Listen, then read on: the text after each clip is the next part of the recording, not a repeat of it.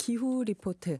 오늘은 어떤 지역의 어떤 소식일까요? 가까운 경기도 용인으로 가보도록 용인이요. 하겠습니다. 이게 국가적인 핵심 이슈이기도 하겠죠. 용인 반도체 국가 산업단지. 네. 이 점점 사실 기대도 높지만은 우려도 커지잖아요. 네네. 전기를 많이 쓸 것이다, 어떻게 여기서. 공급을 할 거냐. 또 이제 국제적으로 반도체 같은 경우도 이제 아리백 장벽들이 재생에너지. 높은데 재생에너지 네. 어떻게 할 거냐. 여기서 아주 의미 있는 보고서가 나왔습니다. 용인 반도체 국가산업단지에 지금은 이제 LNG, 액화 천연가스 발전소로 6개를 세워서 전력량의 상당 부분을 공급하겠다는 게 정부 계획이거든요. 네. LNG 말고 태양광 풍력 재생에너지를 통해 전기를 조달할 경우 입주 기업인 삼성전자가 향후 20년간 수십조 원의 전기요금을 줄일 수 있다. 이런 분석이 나왔습니다. 예. 이게 참 재밌는 거는 이러한 분석을 원래 이제 삼성전자 내부에서 해야 되는데 네. 삼성전자 밖에 계신 분들이 이걸 재생에너지 계산해서 하시는 분들이 있나요? 기후솔루션 그리고 그린피스가 아하. 이제 했고요. 네. 주로 작성은 데이터 분석기관, 빅데이터 분석기관인 플랜잇에서 데이터를 분석을 해서 같이 네. 보고서를 냈습니다. 보고서명은 용인 반도체 클러스터 재생에너지로 경쟁력을 높이다. 이 거의 경영 수치 보고서인데요. 핵심 내용은 이렇습니다. 보이는 라디오에 지금 용인 클러스터, 용인 반도체 국가산업단지 조감도를 일단 보여드리고요. 두 번째 그림을 보여드리면 용인 반도체 국가산업단지 주변에 태양광 발전 잠재량을 예측을 해봤습니다.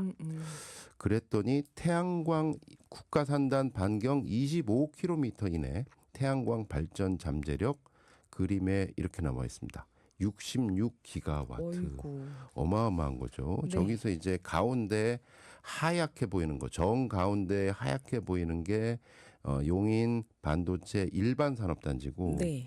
그 오른쪽에 있는 것이 국가산업단지거든요. 여기서부터 원으로 25km를 쫙 이렇게 그려가지고 갔는데 시뻘겋게 보이는 곳일수록 이제 잠재력이 높은 곳이에요. 굉장히 잠재력이 높은 곳이 많았다. 태양광 발전. 예, 여긴 이격거리 지자체별 이격거리 다 적용해서 계산한 게 66기가와트입니다. 그럼 이격거리가 좀 완화되면 더 커질 수도 더 있는 커질 거네요. 수 있는 거죠. 야. 예, 막무가내로 그냥 한 게 아니더라고요. 예. 그다음에 해상풍력 잠재력 보겠습니다. 아니 근처에 해상풍력이 어디 있어? 인천과 충청남도 그렇죠. 20km 이내 해상풍력 잠재력을 저 도면으로 봤더니 네. 11기가와트 무려. 예, 이것이 이 정도만 끌고 오더라도 저 제주도나 전남이나 강원도에서 고압선 설치하면서 가지고 오지 않아도 예, 된다. 민원 감수하면서 이렇게 가져올 필요가 없다. 예. 옆에서 바로 태양광 풍력으로 반도체 공장들을 돌릴 수 있다. 요런 게 있는데 그럴 때 이제 가장 부담이 되는 게 그럼 돈은 이렇게 되는 거잖아요. 네. 실제로 여기서 그 빅데이터를 갖고 계산을 해봤습니다. 첫 번째, 네 번째 그래프 띄워드리고 말씀드릴게요. 현상 유지 시나리오, 즉 정부 안대로 한 LNG 발전소 6개를 통해서 전체 전력 수요 10기가 중에서 3기가 정도를 LNG로 공급받는 시나리오, 현재 시나리오입니다. 정부안. 네, 30%? 예, 요럴 때 이제 전력 구매 비용이 앞으로 산업 전력이 계속 높아질 거다라고 네, 네. 지난 10년 평균치에 대비해서 이렇게 계산을 해봤더니 삼성전자의 2030년부터 2050년까지 20년간 전기 비용은 약 153조 230억 원이 나옵니다. 허허. 어마어마한 거죠. 네, 자, 20년 동안. 예, 네. 이게 지금 이대로 LNG 붙여서 하면은 153조 전기 비용이 나온다. 20년 동안. 여기서 요거를 이제 태양광 풍력으로 대체하는 시나리오가 나옵니다. 해상 풍력 포함해 태양광, 해상 풍력 그리고 에너지 저장 장치 ESS를 포함한 첫 번째 시나리오를 했더니 네. 약 2조 3천억 원이 절감됐다. 이렇게 나오고요. 네. 다음 시나리오 태양광만 활용해서 PPA라고 해가지고 이제 네. 바로 전기를 사오는 시스템으로 했더니 20년간 약 30.5조 원이 절감된다. 음흠. 어마어마한 거죠. 특징은 설치 구축이 용이하고 재생에너지 확대에 기여한다. 네.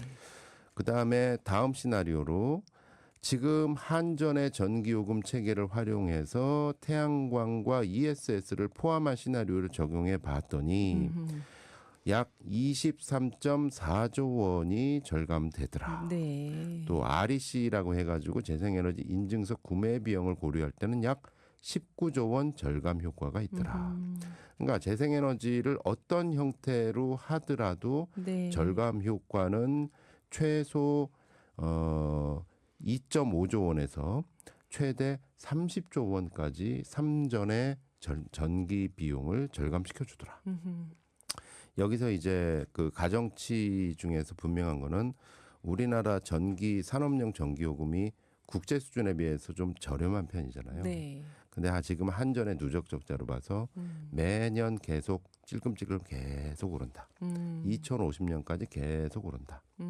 이런 거를 봤을 때는 아리백도 가능하고 네. 그다음에 실질적으로 약 한 최대 30조까지 비용을 절감할 수 있는 재생에너지 100% 형태로 전력 공급 계획을 전환하는 것이 옳지 않겠는가. 음흠. 이것이 이제 보고서의 주요 내용이었던 것 같습니다. 네. 이거를 삼성에서 알면은 어떻게 할까요? 아시겠죠? 아는데 이제 정부 정책하고 좀 조율이 예, 필요한 예. 부분이고 또 이제 LNG의 가장 큰 장점은 전력 수급 안정성이에요. 똑같은 에너지를 계속 그러니까 생산할 수 있다. 태양광이나 풍력 같은 경우는 좀 가능성이 있잖아요. 네, 이제 날씨가 안 오늘처럼 비 좋거나. 오는데 뚝 하면 예, 어떻게 하지? 예.